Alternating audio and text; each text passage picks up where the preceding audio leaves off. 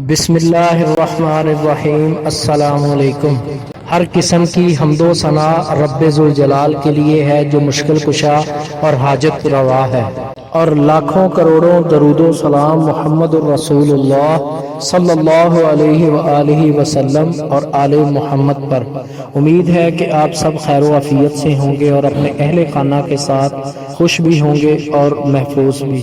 بہت بہت شکریہ کہ آپ نے خصوصی طور پر وقت نکالا یہ ویڈیو دیکھنے کے لیے۔ ہم اللہ پاک سے مدد کیسے مانگیں، اللہ پاک سے اپنی حاجت کیسے بیان کریں کہ اللہ پاک ہمارے گناہوں کی طرف نہیں بلکہ اپنی رحمتوں سے ہماری دعائیں قبول کرے۔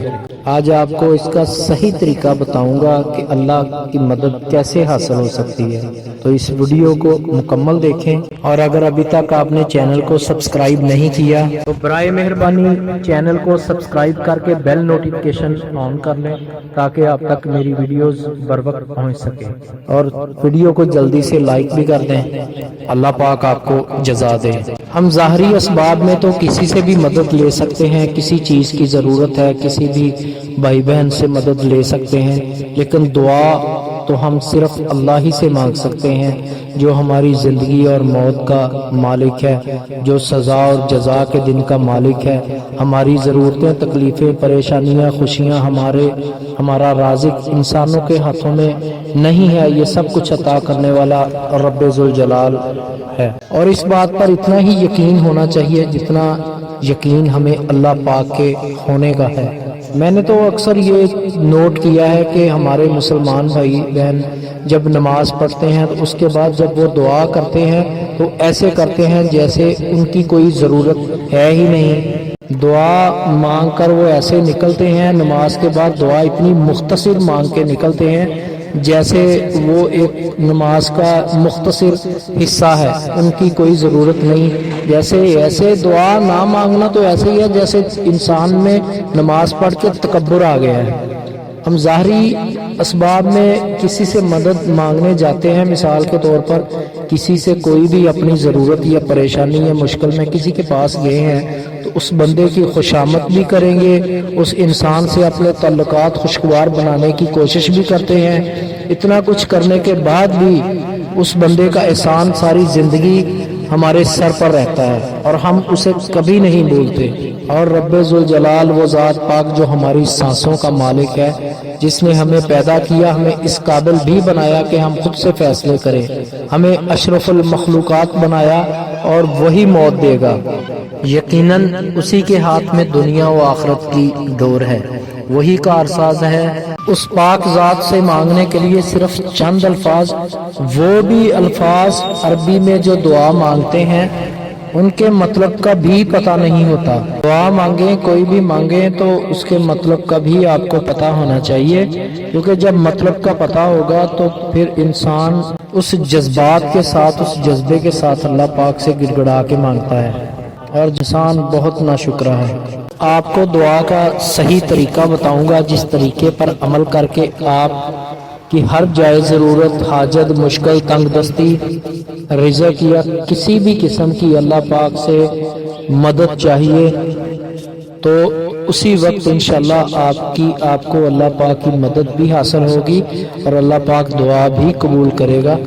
بس اس دعا کے اس طریقے کو سمجھ لیں، آپ اپنی ہر چھوٹی سے چھوٹی اور بڑی سے بڑی ضرورت اس پاک پروردگار کے آگے رکھیں، انشاءاللہ دوسری بار آپ کو وہ چیز مانگنے کی ضرورت نہیں ہوگی۔ اور ایک سب سے اہم درخواست، سب سے اہم بات ہے جو آپ کو میں کہنے لگا ہوں، برائے مہربانی اپنی نمازوں کی فکر کیا کریں۔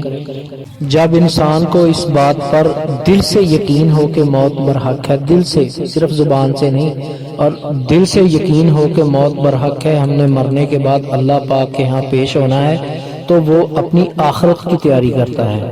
تو اللہ پاک سے دعا ہے کہ اللہ پاک ہمیں آخرت کی تیاری کرنے کی توفیق عطا فرمائے۔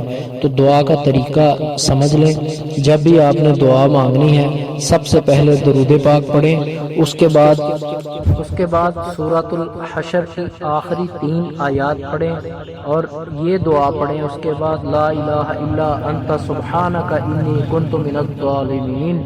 اس کے بعد اللہ پاک کی تعریفات بیان کریں اور کھل کر کریں۔ یا اللہ پاک میں تیرا بہت ہی کمزور بندہ ہوں، انتہائی کمزور بندہ ہوں۔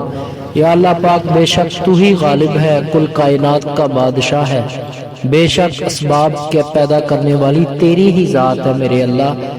میں بے بس ہوں، میرے پاس کچھ نہیں، میرا اختیار تو میری سانسوں پر بھی نہیں ہے، یہ تیری امانت ہے، تیرے پاس ہی جانے والی ہے میرے اللہ۔ سورۃ الحشر کی جو آخری 3 آیات میں نے آپ کو بتائی ہیں نا، تو ان آیات کا ترجمہ آپ پڑھ کے دیکھیں، اور جب آپ کو ترجمے کا پتہ ہوگا ان آیات کی، تو پھر مانگنے کی لذت بھی الگ ہوگی اور اس کے جو جذبات ہیں وہ بھی الگ ہوں گے۔ اور یہ اللہ پاک کی تعریفات بیان کرنے کے بعد اور خود کو انتہائی کمزور منہ سے اقرار کرنے کے بعد اس بات کا اقرار کر کے کہ ہم بہت ہی کمزور ہیں یا رب، ہم بے بس ہیں، پھر اپنی ضرورت اللہ پاک کے آگے رکھیں۔ جو بھی آپ کی حاجت ہے، مشکل ہے، ضرورت ہے، آپ اللہ پاک کے آگے رکھیں، انشاءاللہ تعالی اللہ پاک آپ کی دعا بھی سنے گا، قبول بھی کرے گا، اور اس کا الگ سے جو آپ کو اجر و ثواب ہوگا وہ الگ سے ملے گا۔ اور میری ایک بات یاد رکھیے گا، آپ کی دعا میں اثر تب تک نہیں ہوگا، اللہ پاک کا قرب تب تک حاصل نہیں ہوگا جب تک آپ اس یقین کے ساتھ دعا نہ مانگیں کہ اللہ پاک ہماری رگے جان سے بھی زیادہ قریب ہے اور وہ ہماری فریاد سن رہا ہے اور وہ قبول بھی کرے گا۔ قبولیت کا یقین رکھتے ہوئے اللہ پاک سے مدد مانگا کریں، اللہ پاک سے دعا مانگا کریں، وہ ذات پاک ہماری رگے جان سے بھی زیادہ قریب ہے۔ تو اپنا بہت سا خیال رکھیے گا، ملتے ہیں انشاءاللہ اگلی ویڈیو میں، تب تک کے لیے مجھے اجازت۔ اللہ پاک سے دعا ہے کہ اللہ پاک ہمیں اپنی ذات پر پختہ یقین رکھنے کی توفیق عطا فرمائے، اور اللہ پاک ہمیں پیارے محبوب صلی اللہ علیہ وسلم کی سنت کے مطابق زندگی گزارنے کی توفیق عطا فرمائے، آمین۔ السلام علیکم۔